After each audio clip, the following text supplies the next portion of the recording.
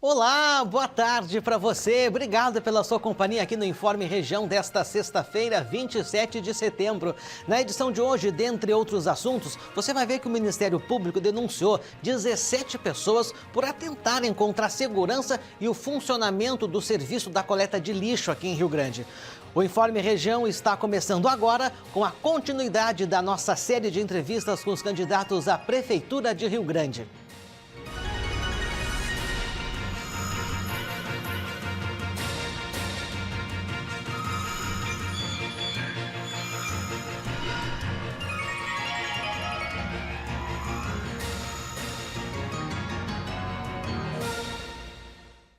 Nesta semana, o Informe Região está realizando uma série de entrevistas com os candidatos à Prefeitura de Rio Grande. A ordem foi definida por sorteio na presença das assessorias. Hoje, nossa entrevistada é a candidata Darlene, da Frente Popular. O tempo da entrevista é de 8 minutos, a contar a partir de agora. Candidata, em um momento em que a política vive é tão desprestigiada, por que a senhora quer ser prefeita de Rio Grande? Boa tarde. Primeiro, boa tarde a ti, boa tarde a todos que estão assistindo, né? E que bom que você fez essa pergunta, porque é justamente por isso que eu estou aqui, né? Porque eu acredito que existe uma outra forma, que na verdade a política, ela é a essência da construção do bem comum. E é isso que a gente tem que trabalhar e resgatar na política, né? Nós precisamos, a comunidade, as pessoas, elas dependem das decisões políticas, seja na saúde, na educação, na infraestrutura, nas mais diversas áreas, nós dependemos da política e dos políticos. Então nós precisamos sim ter políticos que reconheçam a importância da realização de uma política pública para a construção do bem comum, que pense nas pessoas, na melhor qualidade de vida para as pessoas. E é isso, Guilherme, que eu fiz a minha vida inteira trabalhando como assistente social, como gestora pública, né? É trabalhar pelo bem comum, é trabalhar para melhorar a vida das pessoas, pela busca da justiça social, da igualdade, da equidade de direito entre as pessoas, e é isso que eu quero levar para a prefeitura. Bem, a senhora nunca esteve em nenhum cargo eletivo. Por que a senhora entende que pode administrar Rio Grande? Pois então, eu tenho 28 anos de universidade, onde atuei como gestora pública durante 12 anos, né? Depois fui para a prefeitura durante a gestão, as duas gestões do prefeito Alexandre, onde também atuei como gestora pública. Fui candidata em 2020 a prefeita e entendo que eu conheço a gestão pública, que eu tenho vivência tanto social quanto vivência política e tenho a capacidade de fazer a gestão pública, por isso eu me coloco à disposição. Esta, candidata, é a sua segunda tentativa à Prefeitura de Rio Grande. Como é que a senhora avalia esse momento? Muda alguma coisa nessa sua segunda tentativa? Mudou bastante, né? Não era uma coisa que eu estava planejando, né? Nós tínhamos tomado uma decisão que dessa vez seria o Halley, o nosso candidato. Infelizmente, o Halley teve problema de saúde, mas eu estava participando na coordenação da campanha, na coordenação do plano de trabalho, e nós já vínhamos trabalhando. E nós entendemos que eu era a pessoa mais preparada e mais qualificada nesse momento para representar esse projeto, né? Que é um projeto coletivo e é um projeto construído a muitas mãos. Por isso a gente não sente tanto a diferença, porque a gente já sabe o que está dizendo, né? Eu coordenei a escrita do programa de governo, então a gente sabe o que quer e sabe a que veio.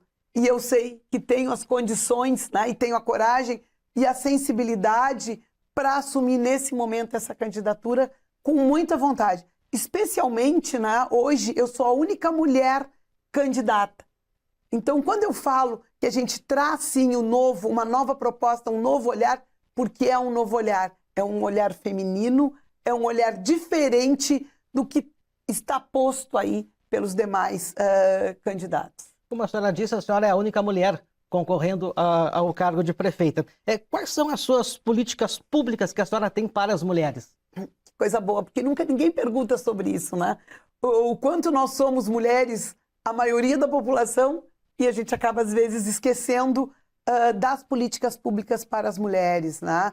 E eu tenho conversado com muitas mulheres. E como mulher eu entendo as suas dores, as suas preocupações. Então, uma das coisas, Guilherme, que a gente está pensando são os centros de referência de atendimento às mulheres.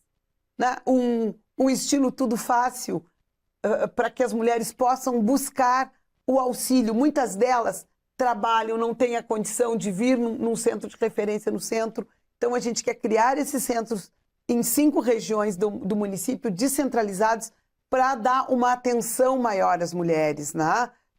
Ouvindo suas demandas, suas preocupações e tentando fazer um trabalho em rede para o encaminhamento dessas demandas, né? Como é que eu digo tentando? Porque nós vamos organizar educação, saúde, assistência social, coordenadoria dos direitos das mulheres e esse trabalho integrado para o atendimento das mulheres, principalmente com foco na saúde, né? Saúde da mulher, ela é uma coisa muito importante que precisa ser cuidada, porque nós mulheres precisamos estar bem, porque a maioria das mulheres hoje é quem chefia a casa, é quem cuida de toda a família, e ela precisa estar bem, estar saudável, tanto física quanto emocionalmente, para dar conta do tamanho dessa demanda que ela tem, né? Candidata, na sua campanha, a senhora fala muito em mudança, mas a senhora faz parte de um grupo político que já esteve à frente da administração municipal. Em quais pontos a sua gestão pretende se diferenciar, não apenas do atual governo, mas também dos 8 anos em que o PT esteve na prefeitura, para que o eleitor, de fato, possa ter certeza dessa mudança que a senhora propõe? Então, quando eu falo em mudança, eu começo falando a primeira coisa, mudança no olhar. Num olhar diferente, diferenciado, que esse município ainda não teve de um gestor, que é um olhar feminino, que é um olhar sensível e que é um olhar determinado para fazer essas mudanças. Então, eu tive por 8 anos, né, na gestão do governo Alexandre, que eu me orgulho muito, e nós fizemos muito. Né? Eu vou te dar só alguns exemplos. Foram 12 escolas, foram 2 UPAs num momento de extrema sensibilidade do nosso município, foram 98 ruas drenadas, calçadas, qualificadas nesse município, a ampliação do serviço de assistência, a ampliação do serviço de saúde. Então, disso eu tenho muito orgulho. E eu costumo dizer, eu venho para quê? Eu venho para dar continuidade, porque sei que a gestão pública, ela precisa ter essa continuidade. Não dá para, quando muda o governo, parar as obras, como já aconteceu aqui, né? Parar as obras para começar agora no último ano. Então, eu venho para dar continuidade e reforçar o que está sendo feito hoje e que é bom e que atende à necessidade da comunidade e para mudar o que não está bem feito, o que não foi feito ainda, para realizar novas ações que atendam a comunidade. Então, esse é o meu básico, né? E a gente diz isso, mas isso é tão básico. Não, não é básico, isso é muito importante. Um gestor tem que ter a seriedade de dar continuidade à gestão pública e a coragem de mudar o que está errado. Né? E é isso que eu quero fazer na gestão, mas eu quero aqui, para finalizar, fazer essa fala especial para as mulheres que sabem muito bem do que eu estou falando. Né? Nós somos a minoria na política, mas nós somos a maioria da população. E nós somos, muitas vezes, as principais responsáveis por gerir o nosso lar. E quando a gente faz a gestão do nosso lar, a gente também aprende que pode, sim, mudar muita coisa, que tem potencial e que tem capacidade. Então, eu estou aqui à disposição e quero ser prefeita para melhorar a vida das pessoas. Candidata, essa é a mudança. Preciso interrompê-la, o tempo acabou. Obrigado pela presença. Amanhã, a entrevista será com o candidato Fábio Branco, da coligação Rio Grande Não Pode Parar.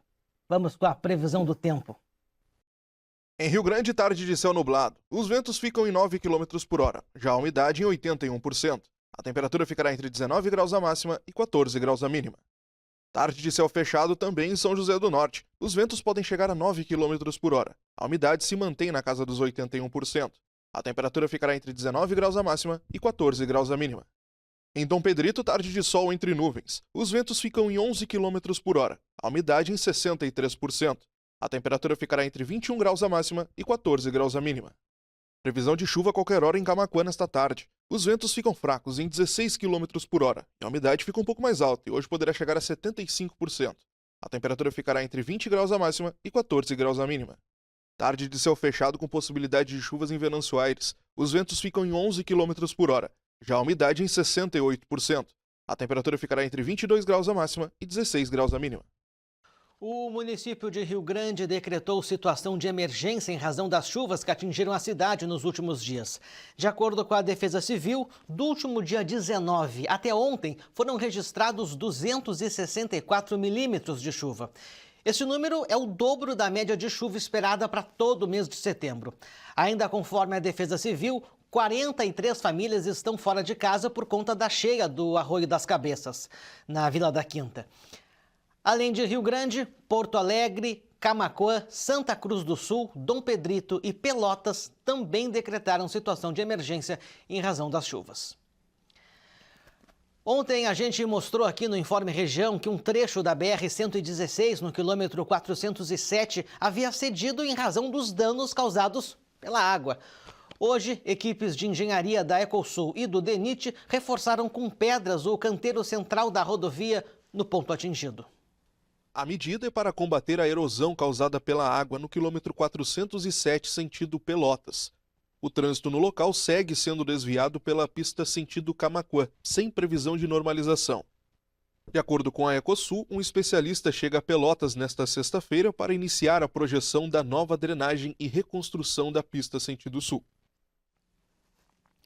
Um homem foi preso por posse ilegal de munições durante uma operação da Polícia Civil aqui em Rio Grande. Os detalhes com Diogo Lachmann.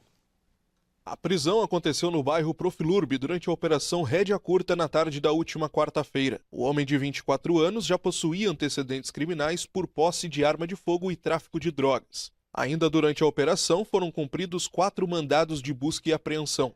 2 veículos foram apreendidos. A polícia suspeita que eles foram utilizados para cometer crimes na cidade.